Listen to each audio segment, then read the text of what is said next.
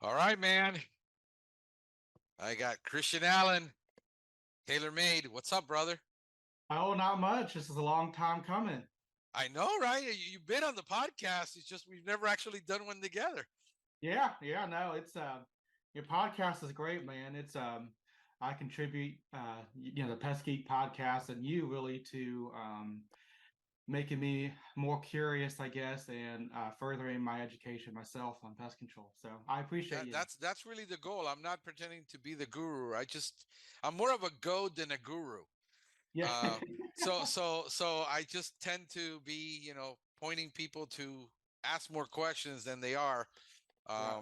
I was just having a conversation about asking questions. Sometimes we ask the wrong questions and we don't get the right answers, and then we ask the right question of the wrong people and we still get the wrong answer.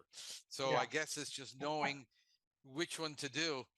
But yeah, you talked to me about the other day about the issue of burnout. Yeah. And I've gone through burnout. I've gone through different types of burnout in my life. I'm 53, so I'm not, a spring chicken. So there's things that I've gone through that most 20 something and 30 something year olds haven't gone through yet, when it comes to issues of burnout. And we were discussing that, and you told me about that you were kind of feeling a little bit burned out, but you're doing a million and one things like I am. Yeah. And sometimes you're trying to do too much, and you're doing too much for sometimes for the wrong reasons. And a lot of that has to do to evaluate, you know, why are we doing what we're doing? What's the end game? Um, believe it or not, most people don't start with the end game in mind. I mean, why are we building a business? Is it to keep it, sell it, grow it? What do we want to end at the end of this? What do we want to accomplish? And that's a major question. But tell me, what have you been experiencing? What's been going on with you? Yeah, so it's funny, that you said that most people don't start with the end in mind. I've started with the end in mind. So like Okay. I'm already where I'm at retired in my mind. That's kind of where I want to be at. And that might be some of my issues is I wanted to get there sooner than what is actually, where we actually are. But the end for me is selling at some point. Hmm. Either kids if we ever have kids, or a friend, or I don't care who, or working or Terminix. Because it's my retirement.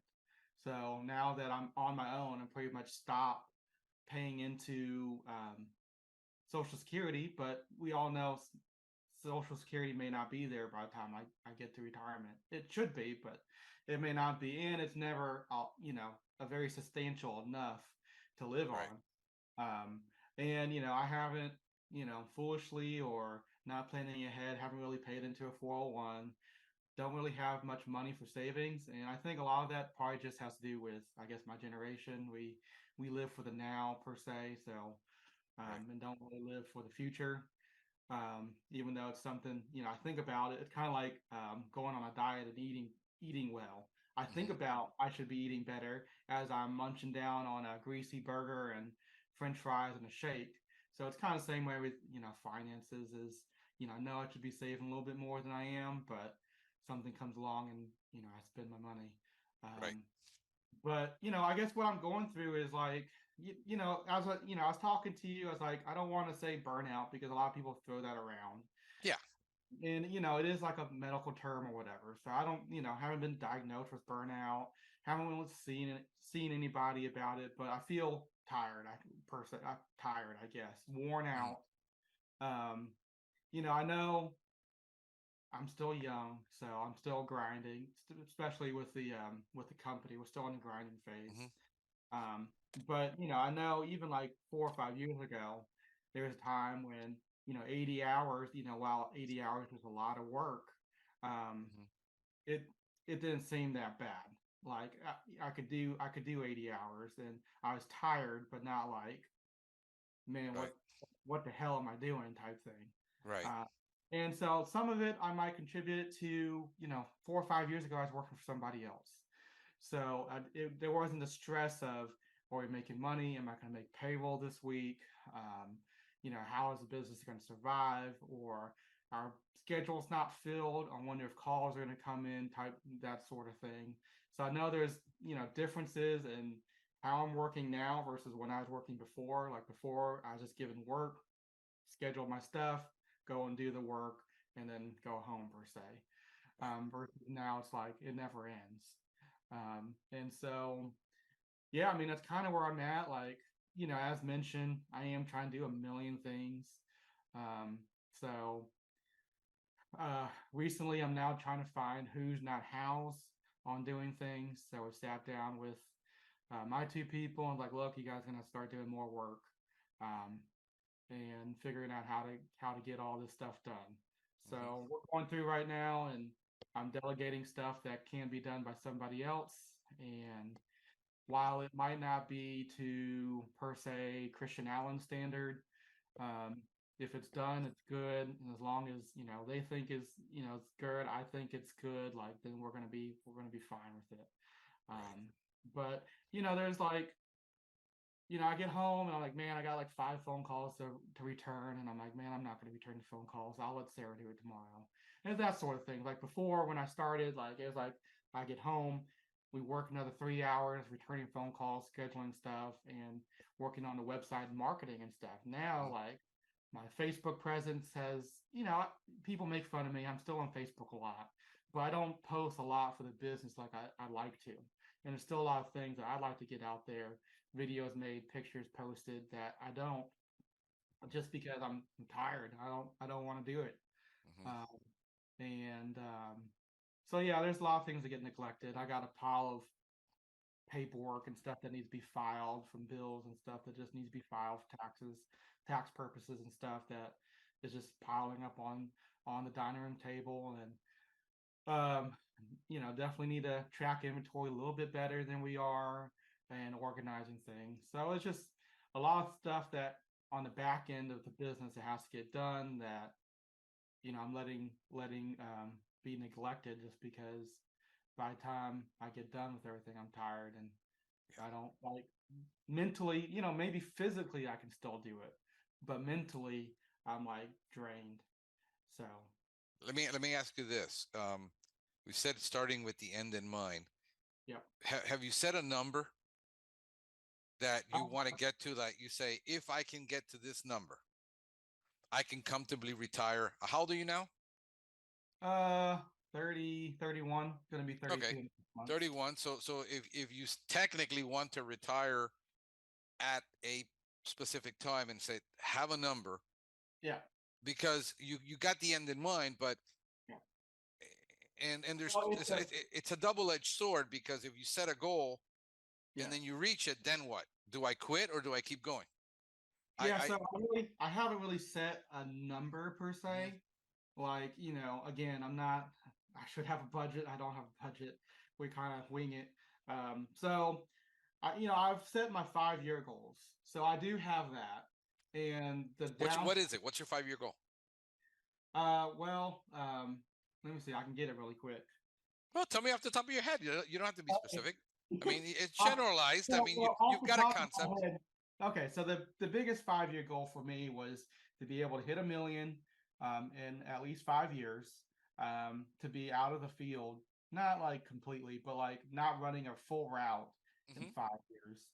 Hmm. Um, and like having a company that's like self-sufficient almost, and that has enough pieces in place to where if I want to be out for a week because I want to go to Pest World in Hawaii, that I'm just going to go to Pest World in Hawaii and not Right. have to worry about it.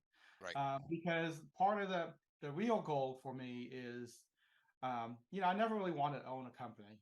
So, my best friend told me about 3 or 4 years ago that I should start my own company. That I know enough pest control wise, that I'm working my ass to death for somebody else that's not going to care about me, like I think he's going to care about me. And I was like, no, no, I'm gonna keep busting my ass for this guy, and eventually he's going to retire. And we've talked back and forth before, and I'm just going to buy him. And I'm like, I'm here growing his company, probably hurting me because it's going to be a better valuation for him.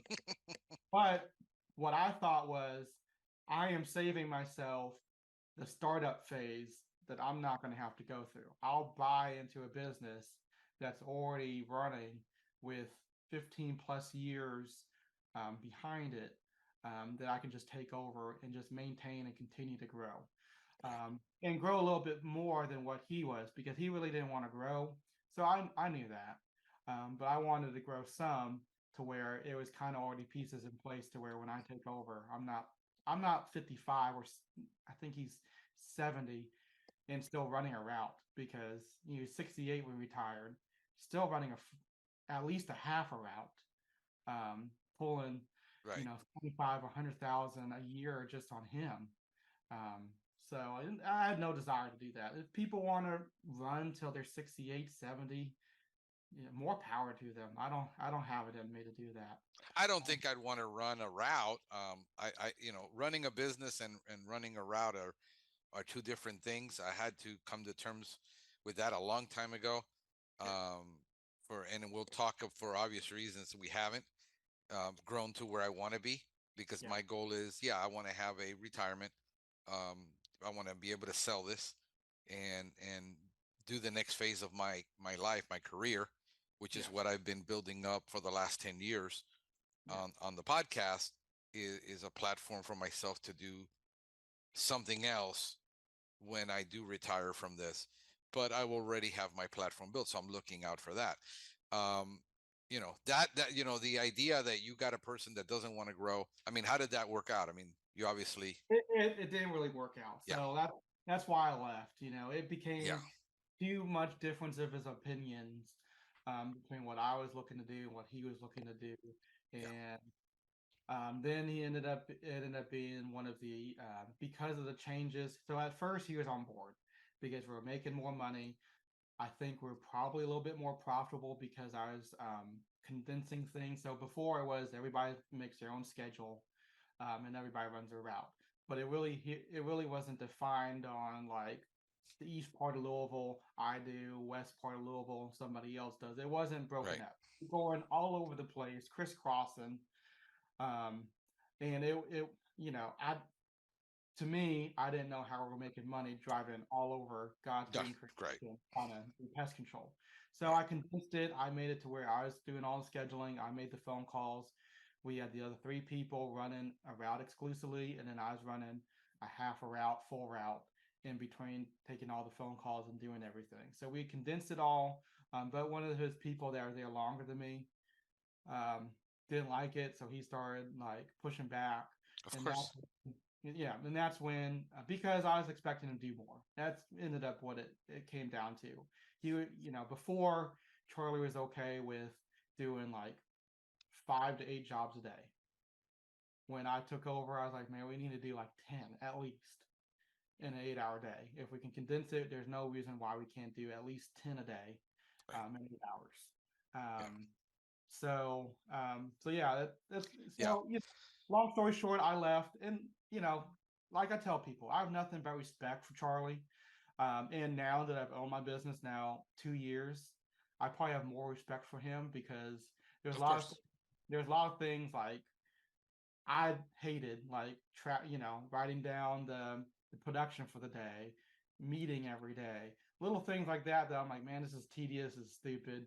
Now I'm like, well, shit, we should have done that to start with. right, And so now I have 2 employees. We're implementing more of that stuff, and so I see why he was doing some of the things he was doing, but I was able to learn on what I still think that was shortcomings for him, um, that I changed, and we're doing a yeah, little bit for us. yeah. Um, So Going back, you're a reluctant, what everybody's called a reluctant entrepreneur. I mean, I was more of a budding entrepreneur because this is all I ever wanted to do. yeah, I never wanted to work for anybody since I was 14. I had my own, I was basically self-employed. I would do odd jobs for everybody, yeah, 15, 16, 17, 18. I would do that, but you're in the typical position that probably 80 to 90% of all entrepreneurs are in, is that, and you found out, the good thing about you is you found out sooner than later, because most people, that start up in their mid 30s. But a lot, believe it, are in their 40s. late 40s, and some in their 50s because they all of a sudden they get fired and they can't make what they used to make. Well, that Nobody will hire them for that amount. I mean, that's where I was. Yeah. So, 2 years ago, before I started TaylorMade, um, I was so unhappy there for a lot of different reasons. And, the wife and I talked, and I knew I was going to have to take a pay cut to go anywhere. And as long as it wasn't a significant pay cut, I was going to be okay with it. But I ended up interviewing with two other pest control companies. One was a local large company, or both of them were large companies here. Well, actually, I interviewed three times. One was for a technician job, but they really were looking for lawn and ornamental. And all of my background's in structural pest. They Right. did pest control, but he called it pest control light, which ended up just being like exterior pest control only.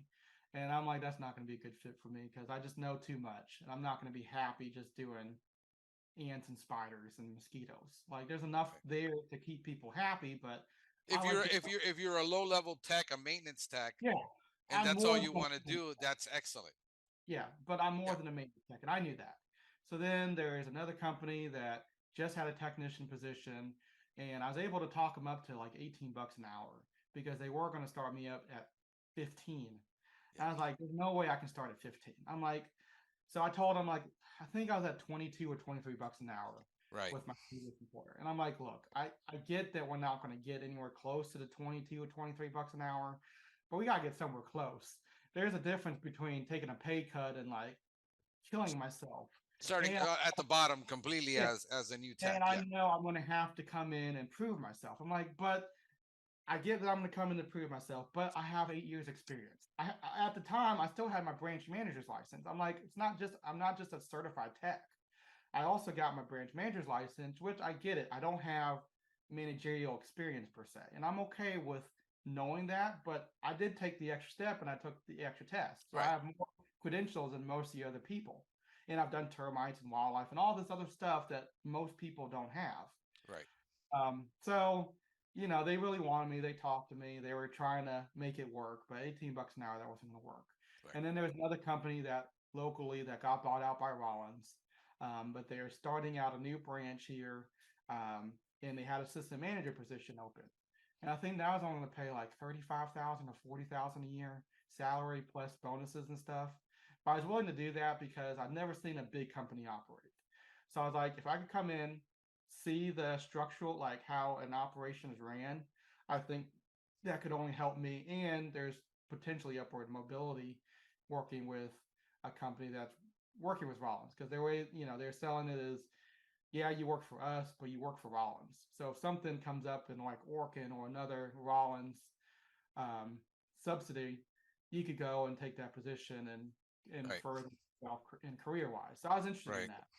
They ended up hiring in house, and then was only going to offer me a technician position, which with the potential to move up once something comes open.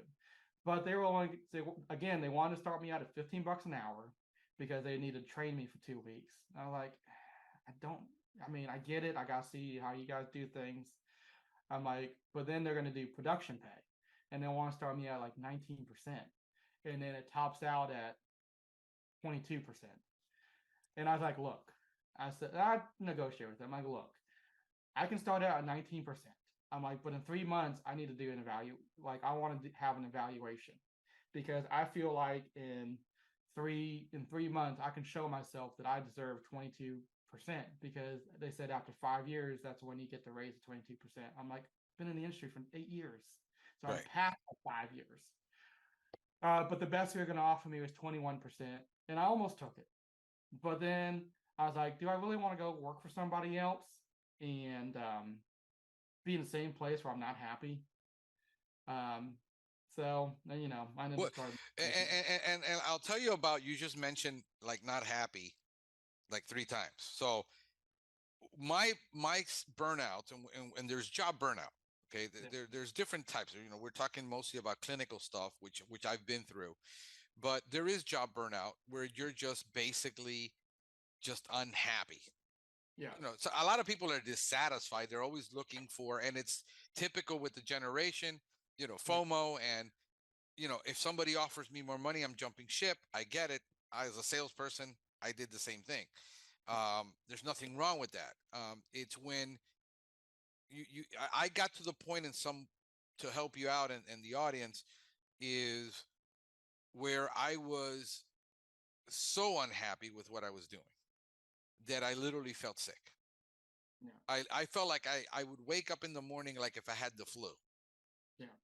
And I was just like mentally just checked out already. I wasn't there. And Mm-hmm. that's when I realized I would get up in the morning sometimes as I don't feel like going to work. For me, as a classified workaholic since I was like 19, Yeah. people would say you're a workaholic. I mean, I work in a store. I was 19, 20 years old, and I'd be putting in 60 hours. So when I didn't want to get up anymore to go do this, there were signs that were telling me you're done. Yeah. And that's what and people need to recognize that a lot of the generation is, hey, if you got to pay the bills, you got kids, you got a mortgage, you got golden handcuffs, you got to sit there and take it, because if there's nothing better in the market, not everybody has the opportunity to be in a major market where there's options. Yeah. Some people have, like, there's only two pest control companies in the entire, you know 3, 4, 5 counties, because you're out so rural, you don't have a choice. You got to stay there and you got to do it. And I've talked to several people like that. So the job burnout where you're like, hey, I'm not getting anywhere.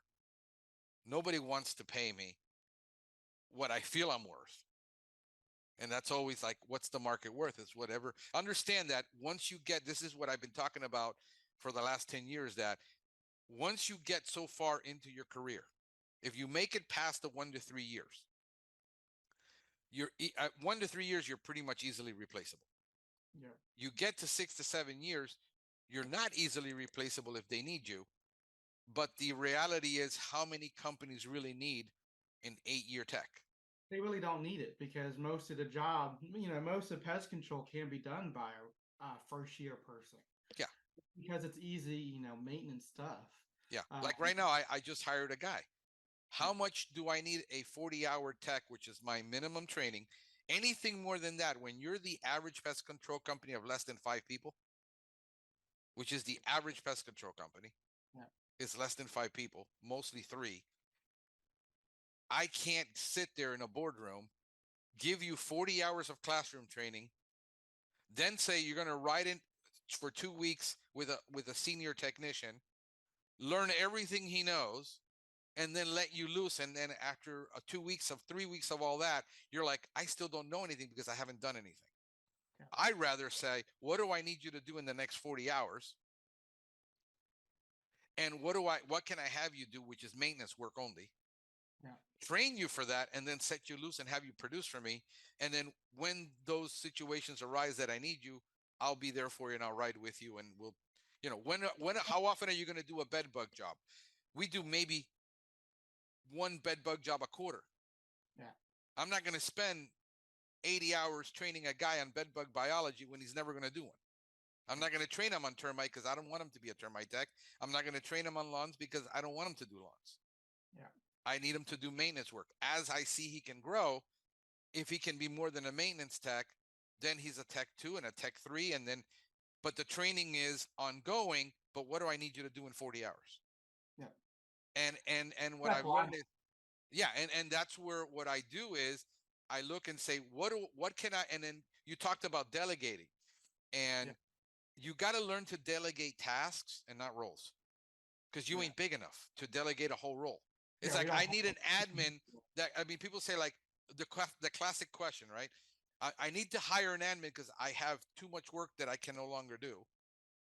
But I don't have enough for her to do everything I do, because what you want is somebody to do billing, somebody yeah. to do scheduling, somebody to answer those phones, sell the customer, get the appointments, and you want them to do 15 things. You wanting every time you want a purple unicorn like you're not going Well, to find it. yeah, that was one of the biggest things that I realized when I was ready to hire was I knew I wasn't going to find me. Like I knew, Right. like I know there's people like me, obviously. I mean, I'm not like a unicorn. I get that. Like I'm not special, but people like me and you probably already started their business. Um, and that's just reality. And if they haven't yet, they're going to at some point, which is fine. Right. I don't, one of my people want to start their own companies, which my tech is like in the process trying to start her own company with her husband. Like, I'm fine with it. Go Mhm. start your own company. I'm willing to tell you whatever I know, Right. good or bad, and you go do your own thing. But I know for the majority, like 80 to 90% of the population, they're happy with just an 8 to 5, 8 to 4 job. Right. They want to go to work, they want to do their job, and then go home and not think about it. And Mhm. so I knew that going into it, and I think I embraced that little too much. So when I first started with Sarah, she's my like my admin per se. Like, I started her out a little bit, and she had no experience in pest control, no experience in office. So like we're completely training her from the ground up. Mhm. What And did as she I do? What did she do before, out of curiosity? She was at Taco Bell for years, and then a couple warehouses. So just Okay. like a laborer. Um, and with with kids, she kind of needed a flexible job to where she could do doctor's appointments and stuff like that. And she had some health concerns, so it was just a flexible job where everything we do is remote, pretty much. I mean, we do field routes, and our phone system is VoIP. So everything, you don't have to be at the office. Now, I prefer to be at the office. We do have an office. I feel like she gets more stuff done when she's at the office, but I allow her the flexibility if she has a doctor's appointment, work from home, go to your doctor's appointment, come back, finish working or whatever. Or kid's sick, stay at home, that sort of thing, and get your stuff done. But she had to. It was on the job training, really. It was like, so I hired her, sat with her for one day, and then I pretty much said good luck. And for better or for worse, her training has been real life training. All of our calls are recorded with Voice for Pest, so I'm able to listen to calls and be like, that wasn't very good. Let's do this instead. And we've built, some processes and scripts as we went along, because I've Got it. never. That's the other thing too, is I never had experience managing a call person, or I never had customer service training, professionally. Like, I just learned. I was 21 when I was hired, and all of those people or the soft skills I learned doing pest control. So, Right. I did start out like, oh, hi, I think I'm here to kill some bugs for you, to now I know what I'm talking about and I'm comfortable talking to you.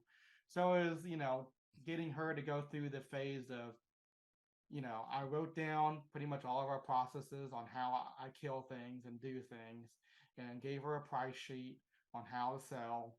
And if she had any questions outside of the normal stuff, call me. So we spent a lot of time on the phone, Right. and she's gotten better. There's still a Yeah. lot of things that she forgets here and there, and over time I've added more and more stuff on, and now she's doing a lot. Probably not as much as she would working for a bigger company, but that's where we're adding more tasks onto her versus a job description. Like, Yeah. her job description is whatever the hell I give her. That pretty much, that's, like, you're like my office manager, but she's managing me. She's managing my tech. She's managing all the phone calls and stuff coming in. Right. So